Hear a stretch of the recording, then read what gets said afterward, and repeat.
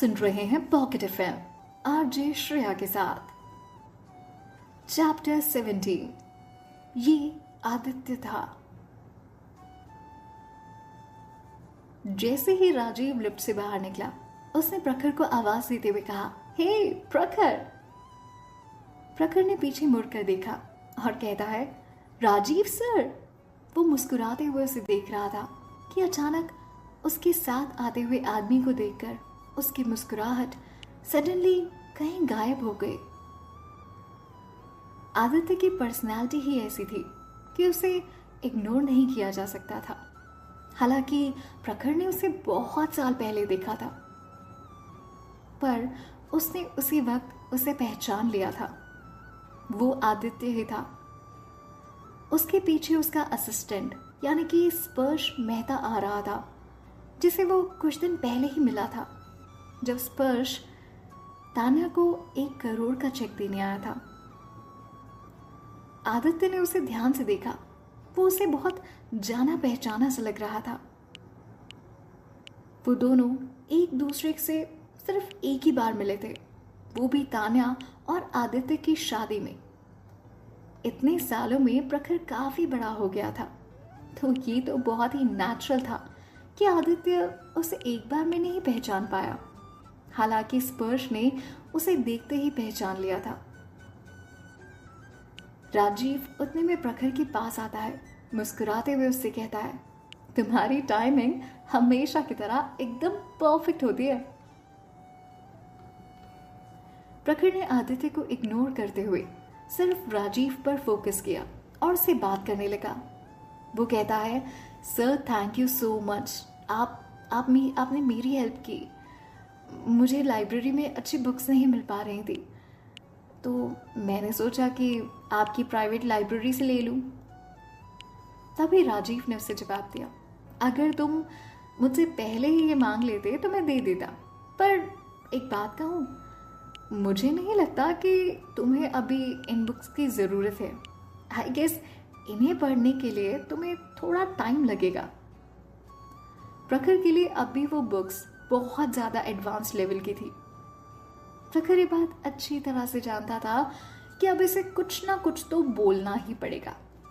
इसलिए उसने कहा, सर ये मेरे लिए नहीं, मेरी एक दोस्त के लिए चाहिए। वो इतनी इंटेलिजेंट है कि उसके लिए ना बेस्ट से भी काम नहीं चलता। तभी हैरान होकर राजीव ने उससे पूछा, 1 मिनट, तुम्हारी ये दोस्त है कौन? क्या ये वही है जिसने मिनी गेम का सॉफ्टवेयर बनाया था? प्रखर बड़े प्राउड के साथ कहता है, हाँ ये वही है। राजीव उसके उस दोस्त से मिलना चाहता था। आफ्टर ऑल वो उससे काफी इम्प्रेस था, इसलिए उसने उससे कहा, भाई ये है कौन? तुम्हें उससे एक दिन जरूर मिलवाना पड़ेगा। अगर प्रॉमिस करेगा तो ही ये बुक दूंगा। उसने मजाक में कहा।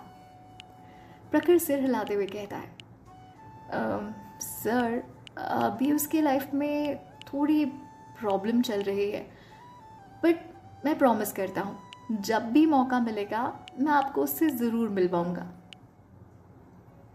राजीव ने उसे एक बैग देते हुए कहा, ठीक है, तो फिर अपना प्रॉमिस याद रखना।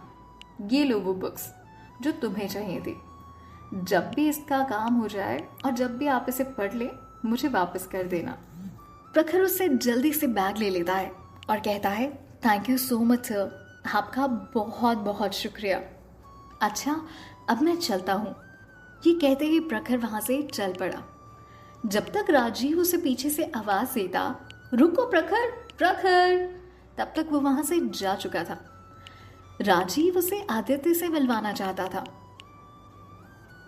जब प्रखर नहीं रुका राजीव की आवाज देने पर भी, या शायद प्रखर ने सुना ही नहीं, तो राजीव थोड़ा नाराज हो गया और उसने नाराजगी दिखाते हुए कहा, ओफो, ये आजकल के यंगस्टर्स भी ना हमेशा जल्दी में रहते हैं। क्या उसने फेमस द आदित्य ओबरॉय को पहचाना तक नहीं? गॉश, क्या होगा इन यंगस्टर्स का? जाहिर सी बात है, आदित्य से मिलने के लिए लोग अपॉइंटमेंट लिया करते थे और प्रखर का ये बिहेवियर राजीव को थोड़ा अजीब लगा। उसे लगा कि शायद प्रखर इतनी हड़बड़ी में था कि उसने आदित्य को, दीप आदित्य ओबरॉय को पहचाना तक नहीं। पर राजीव को कौन समझाए आदित्य और प्रखर का कनेक्शन। तभी आदित्य ने उससे पूछा, राजीव, ये लड़का कौन था? राजीव 2 मिनट सोचता है और जवाब देता है, सर, ये मेरे कॉलेज में मेरा जूनियर है। अच्छा लड़का है और बहुत टैलेंटेड है।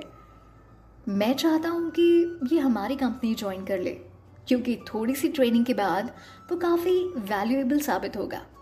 लड़का होनहार है तो हमारी कंपनी के लिए सही रहेगा।